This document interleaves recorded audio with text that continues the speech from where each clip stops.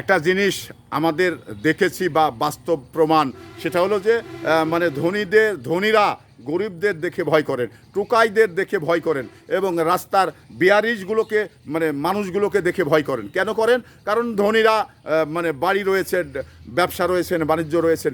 একজন টোকাই, একজন দারক সন্তানের তো তার কিছু নেই। ঠিকানাহীন একজন মানুষ, সে মানে একজন সম্মানী মানুষকে যে কোনো সময় যে কোনোভাবেই তাকে অসম্মানী কথা বলবেন এবং যে কোনো সময় তাকে কিন্তু মানে চাকু মেরে পালিয়ে যাবে, কারণ এটা তো ঠিকানাহীন। তো ঠিকানাহীন মানুষের সঙ্গে এবং মানে প্রভাবশালী মানুষ, সম্মানী মানুষ, তারা কিন্তু ভয়ে কথা বলে না। তাদের দেখে কিন্তু যথেষ্ট ভয় করে। কারণ ভয় করে এই কারণেই যে তার মান রয়েছে এবং তাকে যদি চাকু মেরে পালিয়ে যান, সে তো ঠিকানা নেই, ঠিকানাহীন মানুষ। তো সেই ঠিকানাহীন মানুষ আজকে এখানে, কালকে ওখানে, আর একদিন কোথায় চলে যাবে এটা কিন্তু খুঁজে পাওয়া যায় না। তার জেলি বাকি আর জুলুমি বাকি।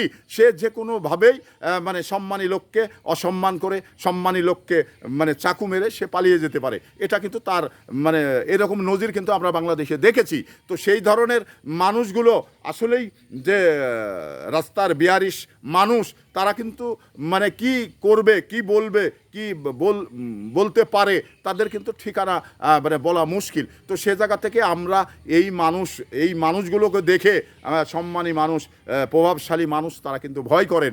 তো এখানে ভয় করেন বলেই যা ইচ্ছা তাই বলবেন। দেশে প্রচলিত আইন রয়েছে, যে বিধান রয়েছে, আপনি যা ইচ্ছা তাই বলবেন আর ওই মানুষটি, সম্মানী মানুষটি মেনে নেবে, এটা তো না।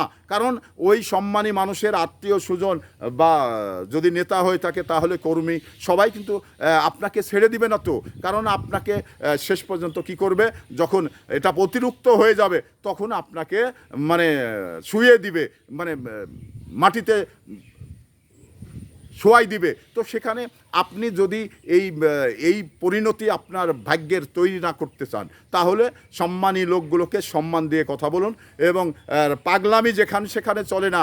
যেভাবে আপনি পাগলামি করছেন, এই পাগলামির যে ঝাল আপনাকে পেতে হবে, মানে আপনার ইতালি থেকেই পাবেন, এটা নিশ্চিত। তো বেশি অপেক্ষা করেন, বেশি দেরি নেই, অল্প সময়েই এই ঝাল আপনাকে পেতে হবে।